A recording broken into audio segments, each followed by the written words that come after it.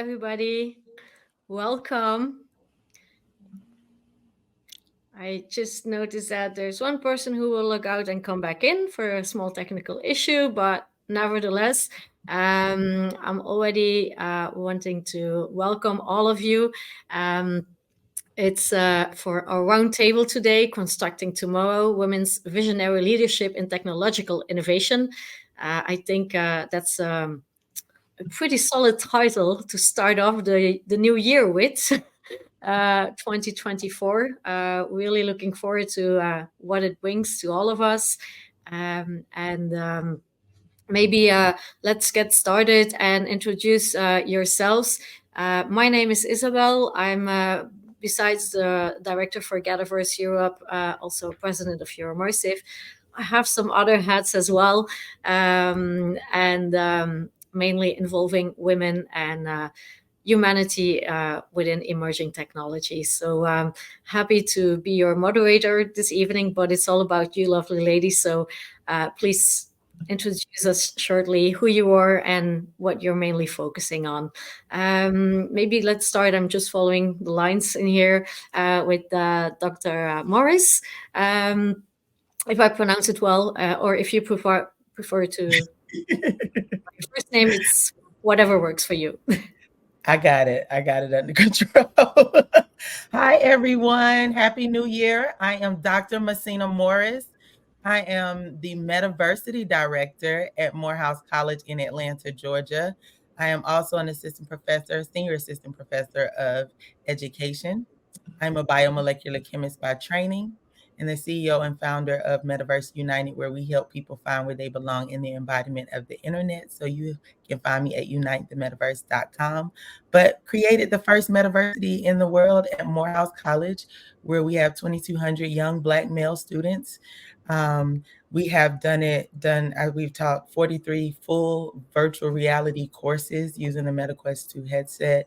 We work with EdTech partners Victory XR to do our development and to create our digital twin and artifact for us. But our faculty is more than 15 now, and we've been across like 7 or 8 disciplines across the college and continuing to do wonderful things for our students, giving out scholarships, making sure that students have stipends to do this work and to create in XR. And so really proud to say that we are building the Metaverse table and being the blueprint for what metaversities are.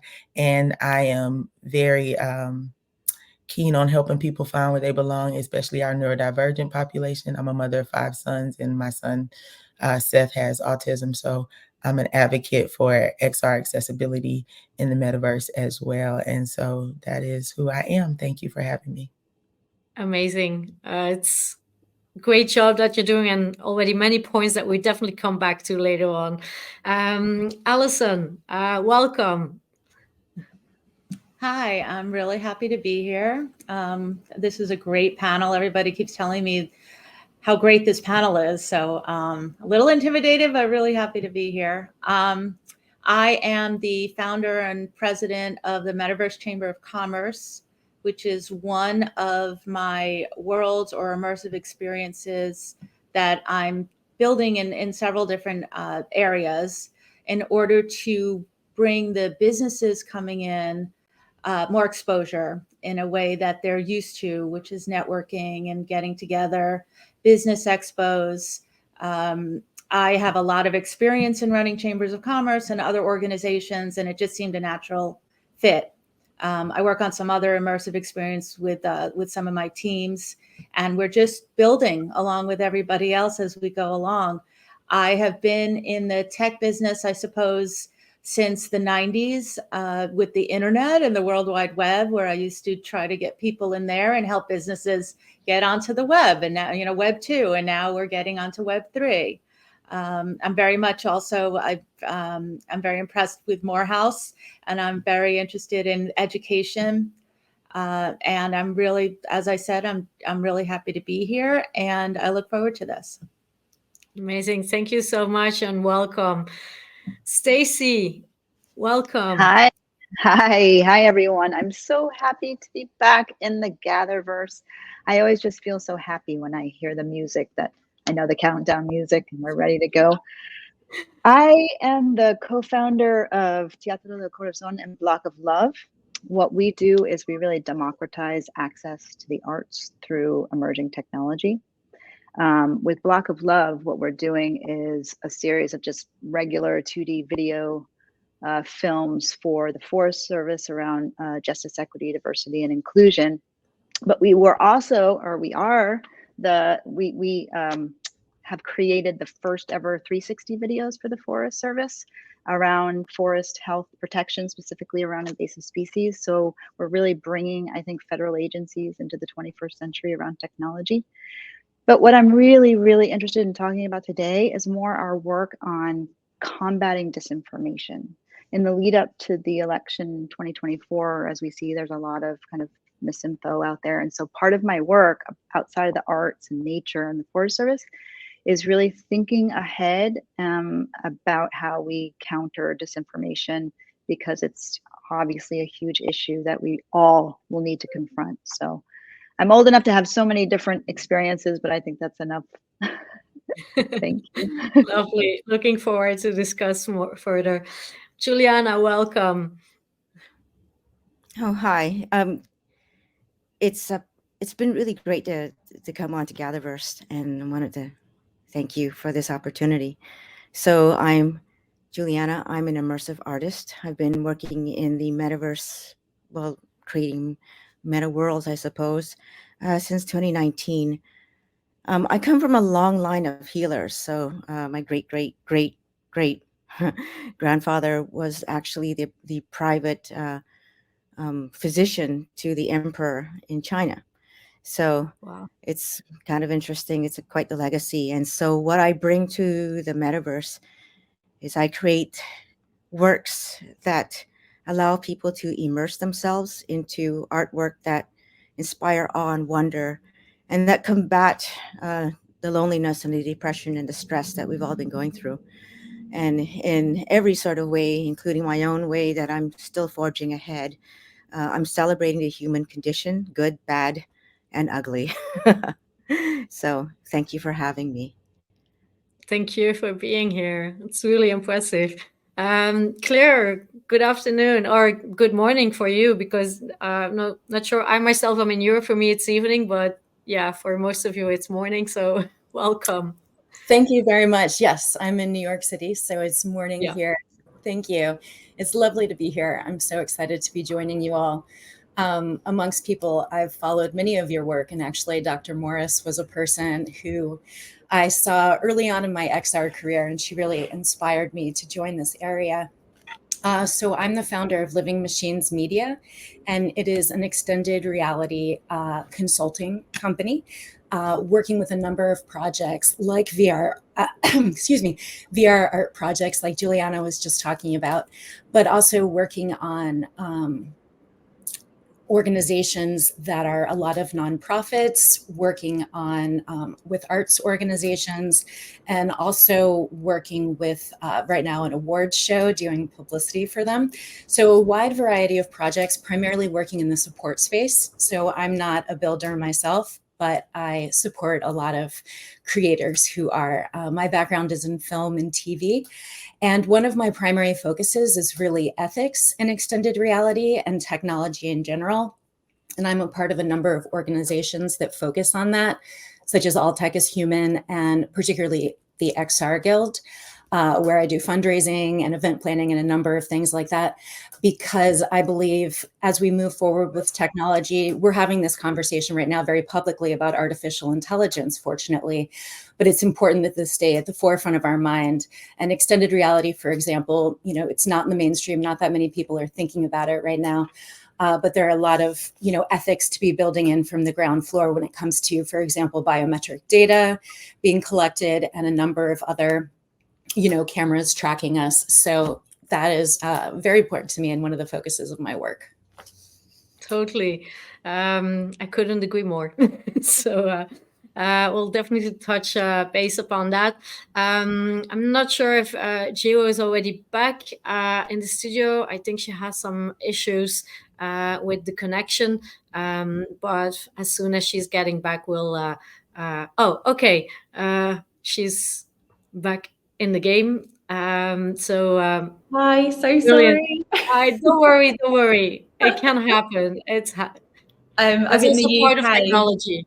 Yeah, exactly. Yeah, I know. Yeah, I'm in the UK, so it's evening here, and it's been quite a long day. So I think it's just that Yeah. my laptop is just slowly checking out. Good thing it's not Monday. Yeah, exactly. No, I'm in Europe myself, so we're more or less same time zone. Can you please tell us a bit about yourself? Welcome. Yeah, sure. Yeah, so delighted to be here. My name's Gio. I'm currently the Partnerships Director at Mission. We're an integrated digital agency, but I've been working in the influencer marketing agency for 15 years. I definitely consider myself a founding member of the industry, mostly in the UK. The US was kind of ahead of us a bit when it came to adopting it as a comms channel, but most of my time is spent trying to find ways to leverage the social media space and digital tools and analytics that we have to improve people's health, like, social media health and their digital well-being.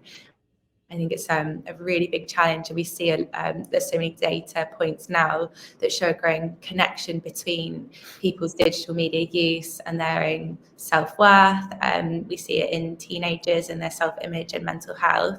I see a huge responsibility in any practitioners, be it brands or agencies or the influencers themselves, who are part of putting the content out online. And also in the platforms and the way that they design the algorithms, which influences the content that's then put out, in ensuring that the space is diverse and sustainable and ethical, and is making the right steps towards making it safe. I've got 2 kids myself, and I'm still terrified at the world that they're growing into, and it comes to their relationships with their devices and with social media, and the way that it's impacting everyone's lives. Even if you feel like you're not kind of really ingrained in that world, I think it still impacts the way you shop, or the politics in your country or whatever. So that's how I spend my days, is trying to figure out ways to contribute to the net good of that space and not the net bad. Lovely. I would say that we have a real powerhouse today. So I would say let's get to it. So what I would love to ask you is, what does visionary leadership in tech innovation mean to each of you, and how do you embody it? Just gonna let that sink a bit in so that everybody can have an idea about it. Somebody who wants to go first on this one? I'll go. Please. I would say visionary leadership in technology and innovation really looks like fearlessness. It's about being okay with making courageous changes and embracing that new knowledge is constantly evolving and being brought forth. And it's also about sharing with others the truth of what technology can do to improve our lives, so that it can outweigh all of the other negative parts of it. So it's about people really getting involved and speaking up to what they need from the technology. I think a lot of people are very fearful of what technology brings forth, and we think that the younger generation are embracing of the technology because they were born with it, and we call them digital natives, and we have all of these anecdotes for how they're taking to technology. But as I have sat in college classrooms and K-12 classrooms, and I've spoken to young people, they're actually terrified. They don't know what it means for them, because they don't know what the new workforce looks like. They don't know what they're preparing skill sets for. They're just not clear. So my goal is to make sure that the people who spend the most time with our children, who are our educators, are well versed on what emerging technologies have to offer, not just for building up skill sets, but building direct pathways to an industry that we are not necessarily sure what's necessary, but making sure that the core competencies for emotional intelligence, as well as for so those soft essential skills that we need, like collaboration and creativity, collaboration, and also compassion too, making sure that there's empathy in the design, and understanding that our educators are really the architects of our future, because they are with our children, impressing upon them on a daily basis, for more time than we actually spend with our children at home. And so it's important to build up those people who are going to actually definitely make changes to what our future workforce looks like.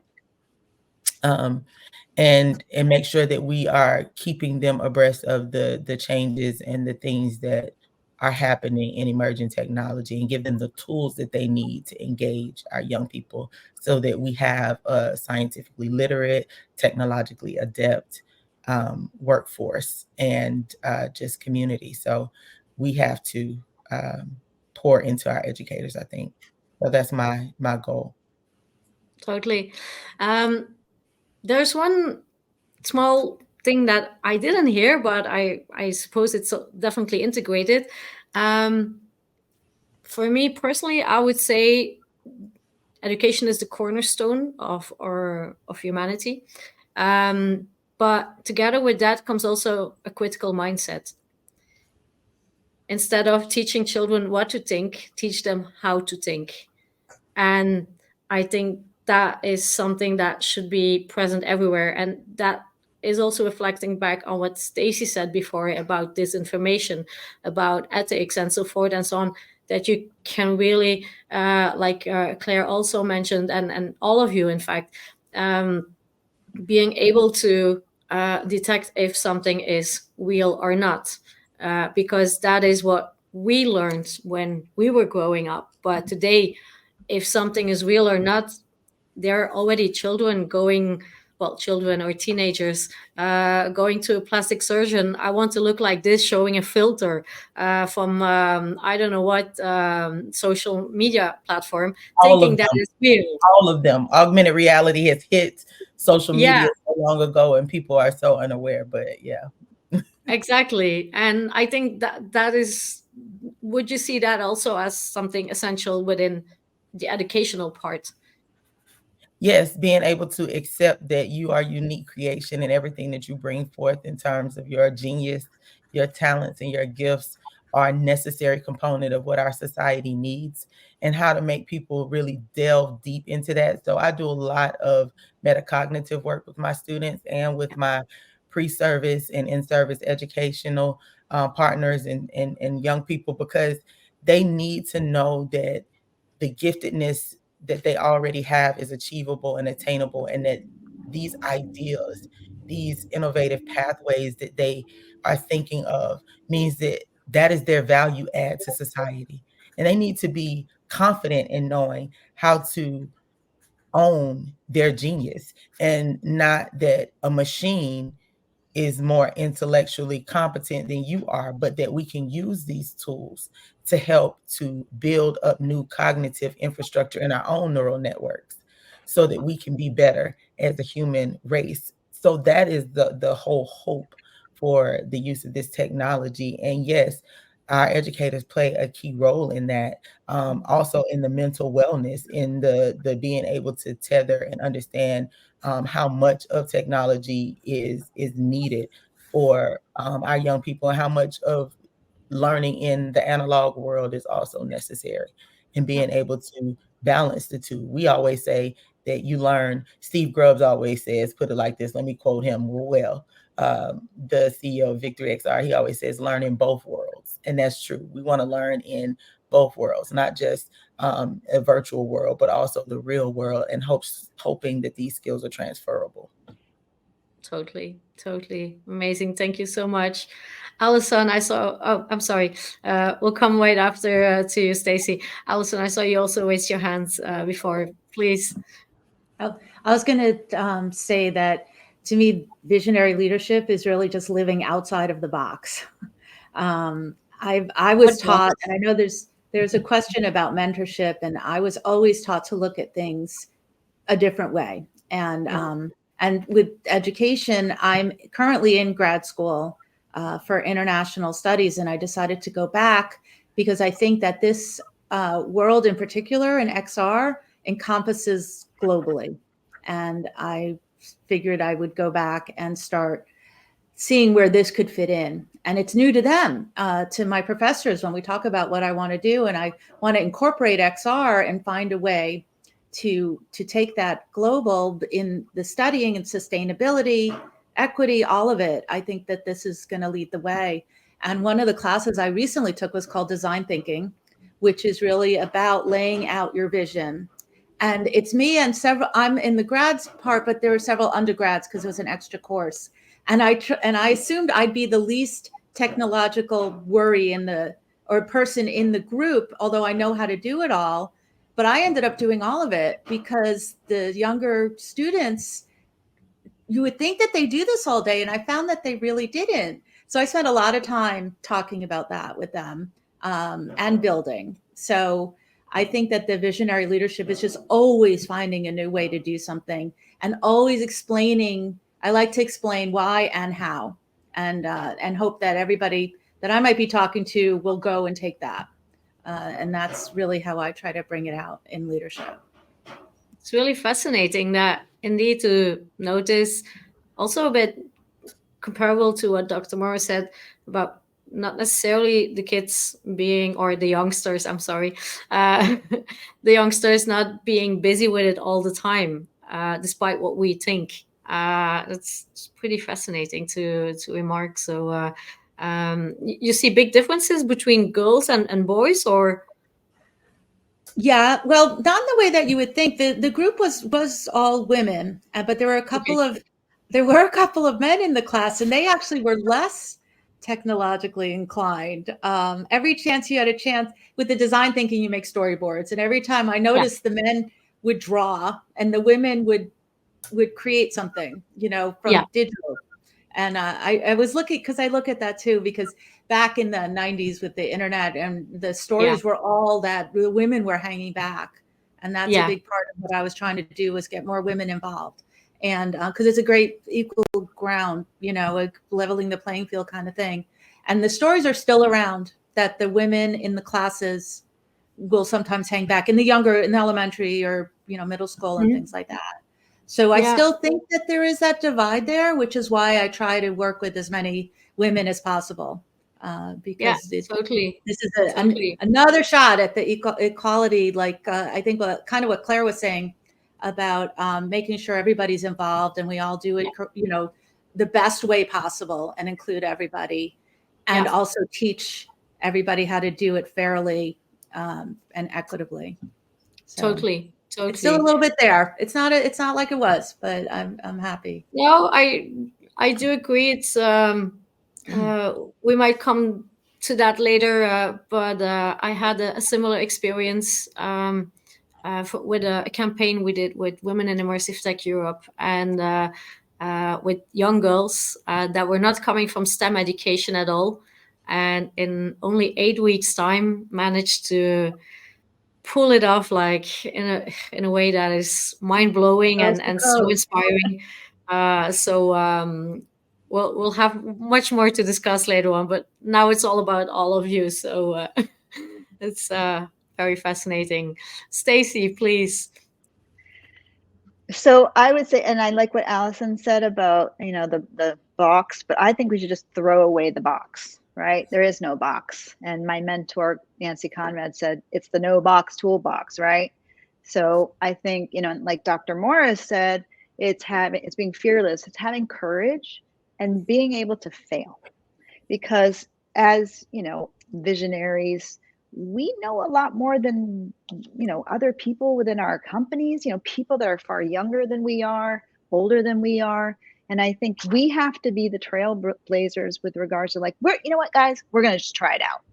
So that other people then feel okay kind of tiptoeing into the world, because we've said it's okay to fail. So, through our different organizations, we've done a lot of stuff that like didn't go anywhere. But I think it allowed people to say, okay, it's okay, we can try it out. I think, and this is a little bit off topic, but I have to say this. I think it's about explaining to people that it's not always about technology. To me, this is about behavioral innovation. And we're using technology for that. Because as Dr. Lowe said, we have an epidemic of loneliness. I live in the loneliest city in the world, Washington, D.C.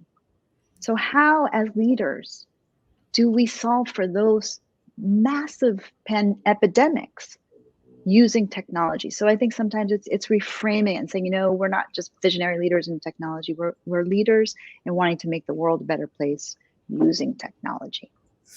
Exactly. Isabel, yeah. Thank you. I wanted to build actually on both what Allison and Stacy said. And with Allison, it was respect to women's roles in emerging technology and in the extended reality and metaverse field. And with what Stacy said, talking about kind of loneliness and using this technology to connect people and to change the way we communicate with one another. That got me thinking about the XR Women, which is an organization I believe all of you other women are probably a part of, which is a great network where we learn from one another, support one another's work on projects with each other. And it's an organization that has been brought together not only around our shared interest in XR, but also our ability to meet in XR. And we meet weekly at noon, if anyone listening isn't familiar, on a metaverse platform, Engage. So we're, practicing XR in our avatars, listening to speakers come. And I know some of you have spoken there. And it's a great sense of community and inclusiveness. And it's, as I became involved in this community, which is really over the last 3 years, so I'm relatively new, depending on how you look at it. This has been going on for a long time, but it's also a brand new technology. But I've become involved with many projects through that organization and also introduced a number of people to projects I'm working on. And it's just a great, amazing support system.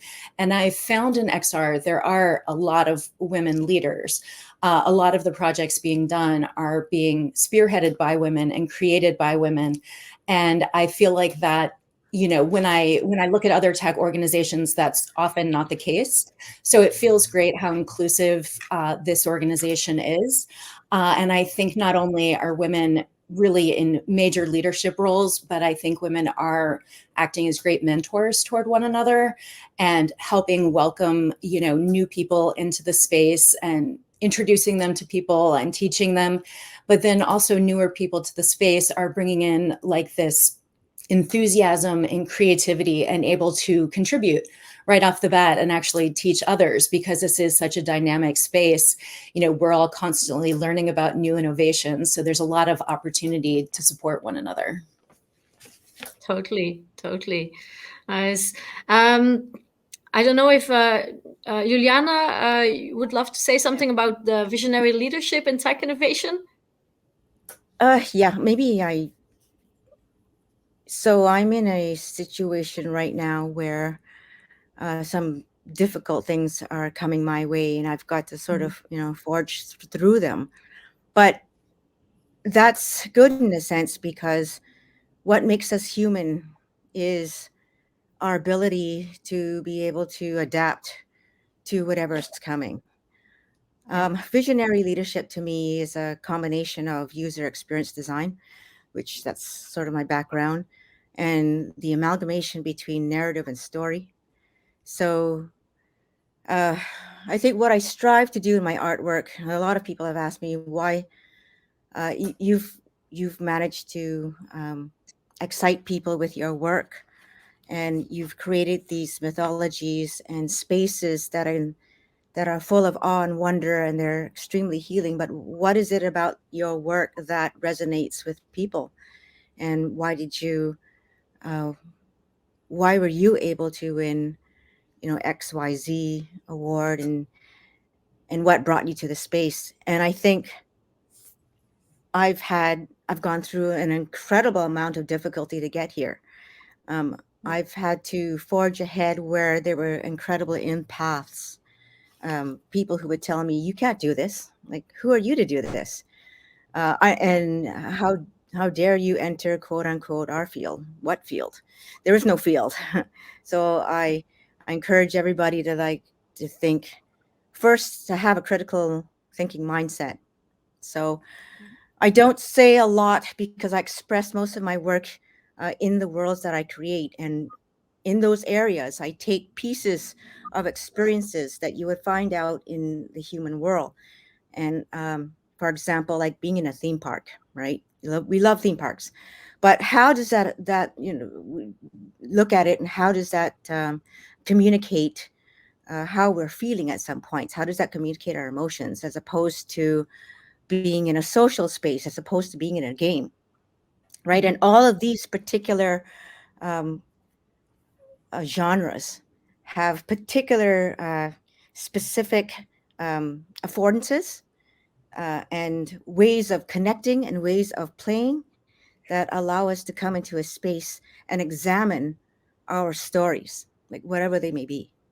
So setting up a challenge of, say, how do we solve loneliness, and creating a space during like the pandemic that incorporates a game, and that incorporates social media and spaces where you can connect, and educational workshops within one area, in one of the metaverses that I created. And then coming out of the pandemic, figuring out what do people need? Well, they need physical spaces to actually come together.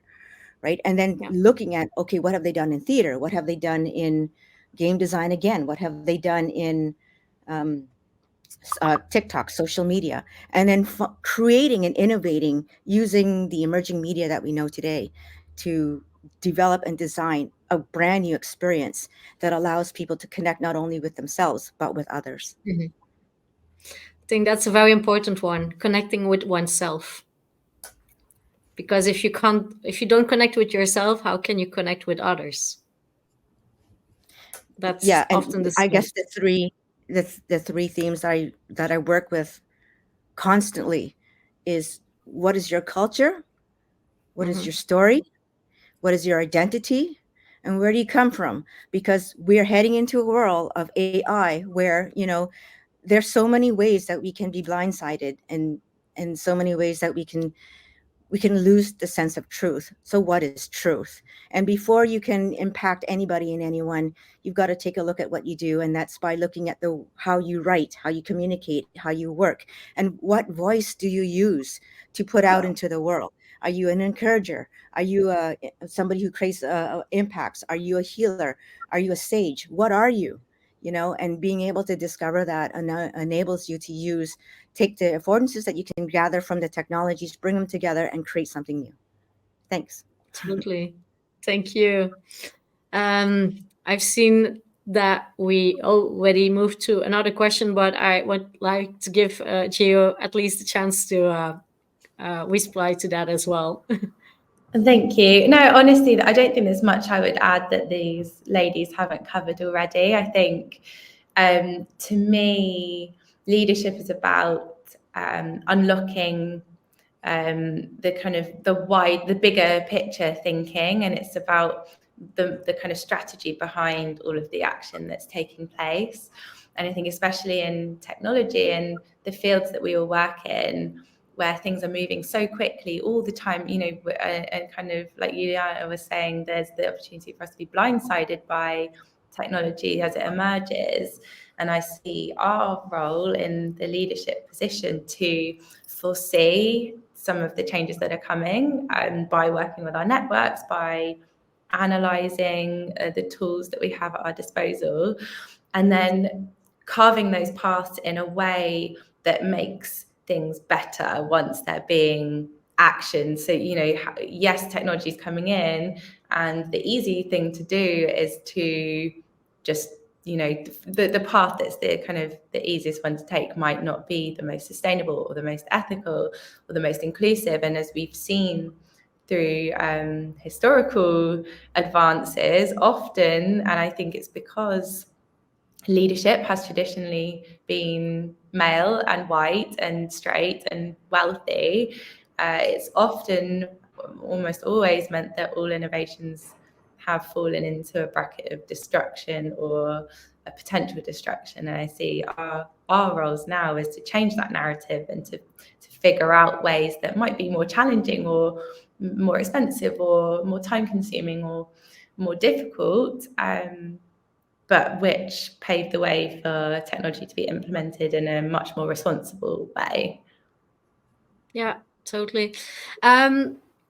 Because we won't have a lot of time left, so would love to do like a very quick one of this question coming up. So how do you ensure that your tech innovations consider and contribute to a more equitable future? Like in one sentence, each of you, and then we just hop to the next question. Gio, please, let's... Yeah, so one sentence, I'm so bad at being concise. Yeah. I think including a diverse range of people in the innovation stage will result in more diverse outcomes. Yeah, thank you. Claire? I'd say one of my favorite projects right now is putting together a New York City XR meetup. And as I'm organizing that with our co-organizers each week, we work incredibly hard to ensure we have a very diverse lineup. And we actually find that's not difficult at all because there's so many amazing people from, with so many diverse perspectives in this space. So that's a priority for us to share that work and amplify it. Brilliant. Thank you so much. And keep that going. Once I'm in New York, I want to see that. Absolutely. I will come by. Juliana? I create VR projects on the side that promote empathy by discovering what stories exist within, say, the Chinatown region, just to act as sort of like a user research to figure out to help to determine what some of the problems are, and then to offer VR headsets or technology or whatever that's required to allow especially children to come in to understand how to create antidotes for, say, bullying or some of these situations. Thanks. That's lovely. That's really cool. I'm already thinking about a kind of similar project in Europe that I would love to connect you with. It's really amazing. Stacey? Again, this is a hard one. I always say, what would Tom Furness do, right? He's the founder of the Virtual World Society. If he would do it, I'll do it. And then I know it's going to contribute to a more equitable future. Same holds for what would Dolly do? If Dolly Parton did it, that would certainly be good. But seriously, it's very hard to ensure anything. But the work we're doing is centered on raising up underrepresented voices, frontline communities. So everything we do actually has to go through that filter. But I am serious about the Tom Furness thing. What would Tom do? And then I know it's good. Amazing. Big shout out to Tom if you're listening. So, Allison?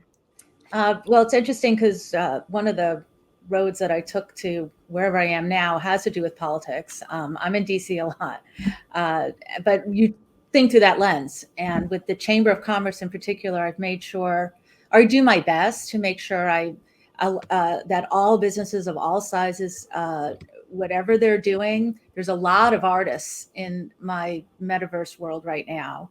That's a huge part of this. But I built out a board that I made as diverse as possible. And it's every day is about equality for me and making sure everybody has a voice in this organization. When you think of a Chamber of Commerce, you don't always think that's how they are, but it's how this one is going to be to the best of my ability. Brilliant. Dr. Morris, please.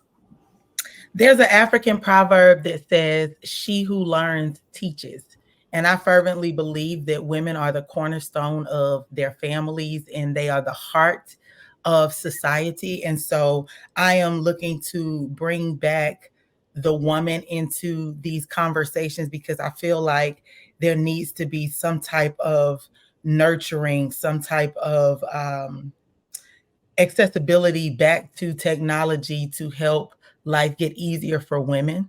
I think that women are still juggling both home life and career and having to be excellent at both.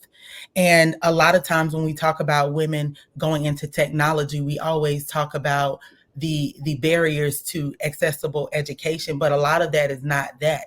It's the battle between the desire to make sure that breakfast is made for your family versus being on a call at 8 o'clock in the morning, not having correct support structures for you. Like it's a serious thing. But another thing that I'm working on that I think is a project that is doing this is Church in the Metaverse. And so bringing back faith and people of faith into this space of technology and knowing that they don't have to exist as opponents of the other, and that people bring their faith with them wherever they walk. And so how can we embody and walk the word together and understand that people need safe spaces to also practice their faith? And so that's a part of being more inclusive for not just women, but for people who are seeking for ethical, moral lens to look forward towards the future. So all of that is a part of what I think is important, and is the technological challenge is how do we bring women back into the decision making of what's happening with technology to have their voices be heard, and how do we continue to honor the worth of women in these spaces, and then how do we bring faith also with us in a way that we can also honor each other's humanity in that way. That's lovely. Reminds me of a talk I once did, bringing the human back into humanity. It's in the end, that's what it's all about, because without people, there would not be technology, and technology without people is useless. Exactly. So in the end, it's all coming back to being human. Exactly. And yeah, it's lovely. In your opinion, what is the most pressing technological challenge we face today? And maybe for the ones that are already light years ahead, how can it be tackled? Don't sell all your ideas because they might be worth a lot of money. So, but what is the most pressing technological challenge we face today for, yeah, any of you? Just in one or two sentences. Juliana, please. Maybe I'll just jump in and talk about, the elephant in the room, artificial intelligence, right? So I think that while there are merits to it's basically an aid, right? And it's the question of how do you use it is it's the main question. I was thinking about this the other day, and it just made me seethe. What if, and I want to ask you and the people in the audience too, what if a robot came up to you and spoke to you in a way that was degrading, spoke to you in a way that you felt small and uncomfortable, and all those things that you might encounter in the real world when you encounter people who are discriminatory or who don't understand you, even in that way. What if a robot did this to you? Can you imagine that? And I was really angry, to have a robot speak to me in a way that makes me feel that I have no dignity and I am a human being, and I wanted to put this out because it incites a lot of passion and feelings and emotions within you, because how dare that thing happen to me when it's embodied as a robot, but it's happening already. And it's taking over in a way that we can't even imagine. And I think that there's some effort to be put into ethics and problem solving that might be able to help us in that area. That's my 2 cents. Brilliant. Claire. What I could say, I had a different answer, but it definitely is very related to AI. And I think I would perhaps use a similar answer in answering the question you just asked, which is I really feel like there needs to be a two-way approach, both a top-down and a bottom-up. I think that regulation is incredibly important. And I'm heartened to see that our government is moving, relatively very quickly, as opposed to the way we have in the past regulating technology. And there are already some very good ideas coming from the EU that are being implemented. But specifically what I was going to focus on actually was on data privacy, because I think that goes hand in hand with AI in a lot of ways. But, not being able to control one's data, not only for AI training, but also for all sorts of use cases where, people are being monitored. Their health is being monitored through some of these technologies without them knowing it. All sorts of pieces like that. Some of this can be used for good, certainly, but it's very important that people have the control of their data and are able to monitor that, and decisions aren't being made about them or for them without their knowledge. But then I mentioned the bottom up also, and that's where my work with the XR Guild, for example, I'm really proud of, because we're there. Our number one mandate is to support creators in this space, and especially young technologists, to provide an infrastructure to guide them of ethics and resources for them to live by, so that as they're building these technologies, they're integrating a lot of these principles in from the start of them being built. Definitely. Very important. Alison, please.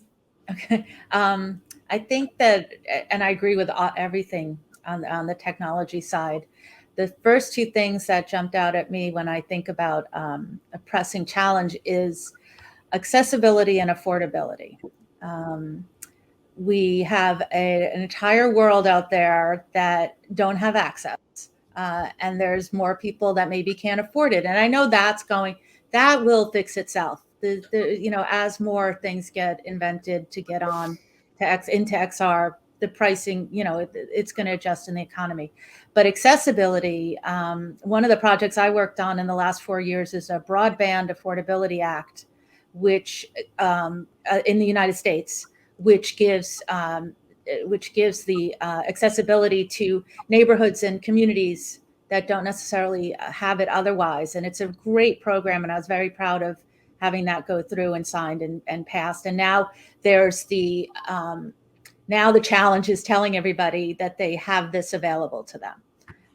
But to me, it's very pressing that everybody is, it goes along the lines of equity. Everybody has a chance to be involved in the next thing, so that they don't feel left out, or to take advantage of it, or even to make sure that we move forward, Exactly. So.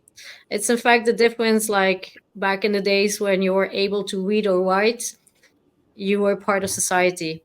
And now we're risking to create another inequality. And it's not only about men or women, but it's also about the deaf or the blind and other problems that occur with these new technologies. So I see I got like a 3-minute warning. So the ones who I haven't heard yet, please give us like your final opinion about it. I saw Stacy raising her hand earlier, so please, Stacy. Okay, this is a less a technological challenge and more a content challenge. I think it's incumbent upon us to ensure that the content that's created in virtual worlds does not mimic the real world.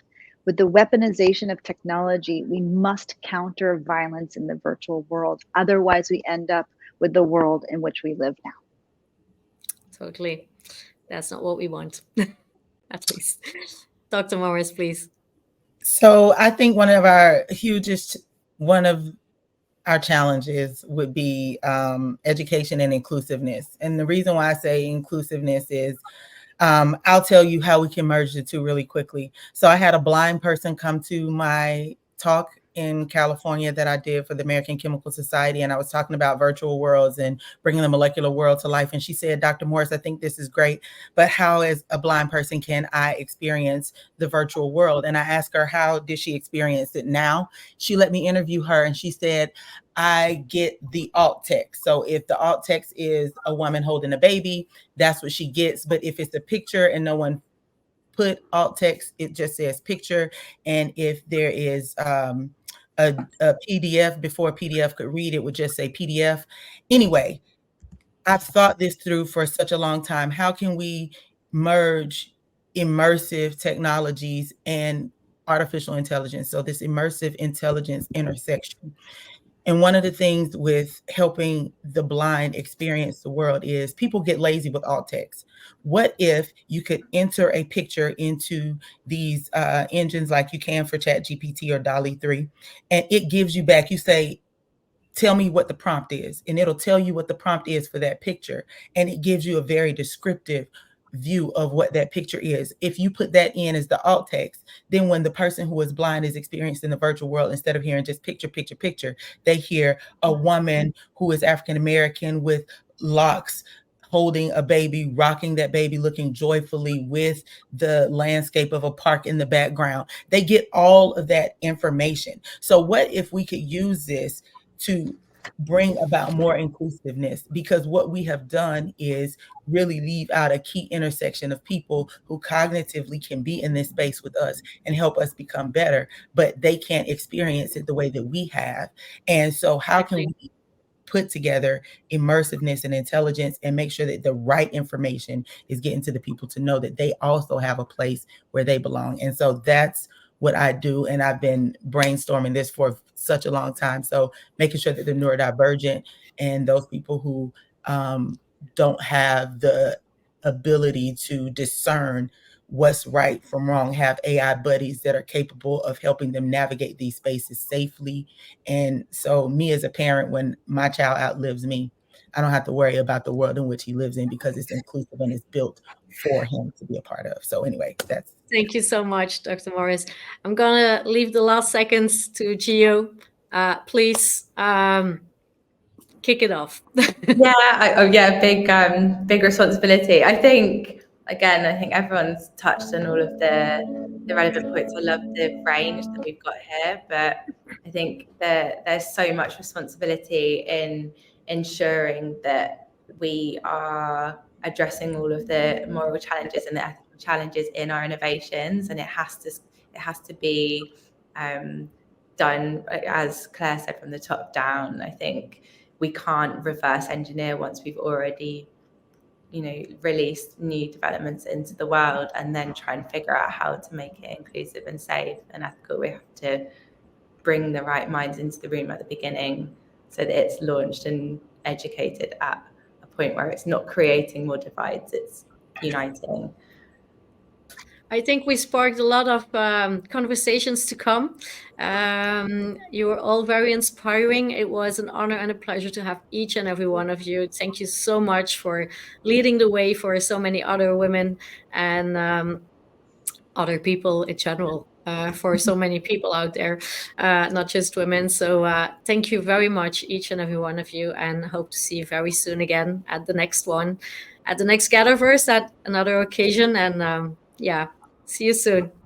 Thank you. Have a great day, everyone. Thank you. See you. Bye-bye. Bye.